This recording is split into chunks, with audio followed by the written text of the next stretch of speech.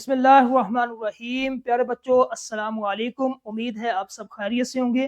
میں ہوں آپ کا معلم محمد اسامہ انس۔ بچوں آج کا ہمارا بی لفٹ ہے 20واں، جس کا تسلسل یقیناً آپ نے کر لیا ہے، اور آج ہم نے جو کام کرنا اس کا حاصل تعلم ہے کہ نظم کے اشعار کی تشریح کر سکے۔ ٹھیک ہے، اشعار کی تشریح ہم نے کس طرح کرنی ہے؟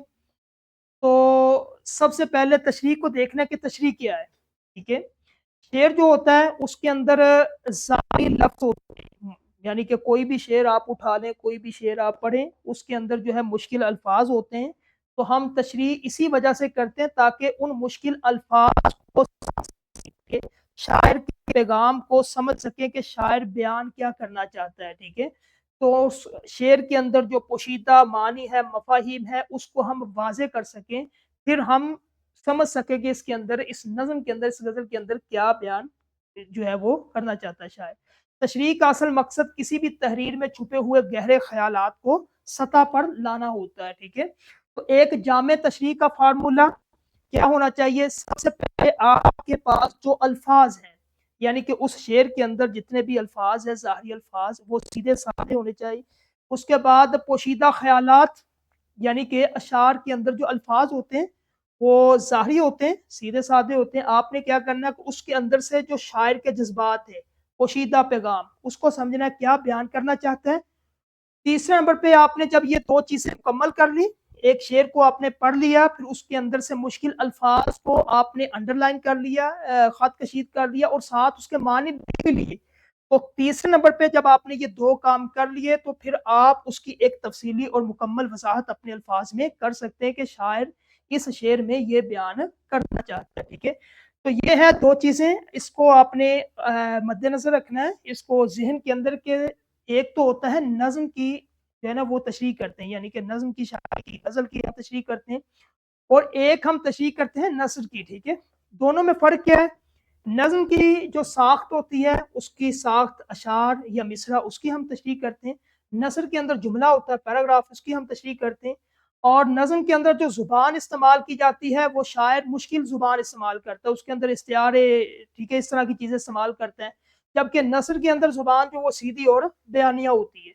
اسی طرح نظم کے اندر جو تشریح کا مقصد ہوتا ہے وہ پوشیدہ جذبات اور علامتوں کو کھولنا ہوتا ہے، اور نثر کے اندر کیا ہوتا ہے؟ سیاق و سباق اور دلائل کو وسعت دینا ہوتا ہے۔ ٹھیک ہے، تو اس کے بعد یہ ایک ستون ہے بہترین تشریح کا، حوالے کے ساتھ اگر آپ نے تشریح کرنی ہے تو اس طرح آپ کی تشریح ایک مستند، ایک اچھی تشریح بن جاتی ہے۔ ٹھیک ہے، اس کے ساتھ آپ نے اگر کوئی تشریح کرنی ہے اس میں قرآن مجید کا حوالہ دیں، کوئی آیتیں یا اقوال ذریعہ جو بڑے لوگ ہیں ان کی باتیں، اور تیسرے نمبر پہ اس سے متعلقہ ملتے جلتے آپ دیگر اشعار۔ تو یہ اگر تین چیزیں آپ اس کے اندر شامل کریں گے تو آپ کی تشریح حوالے کے ساتھ اچھی بن جائے گی۔ ٹھیک ہے، انہی کو حوالہ کہتے ہیں۔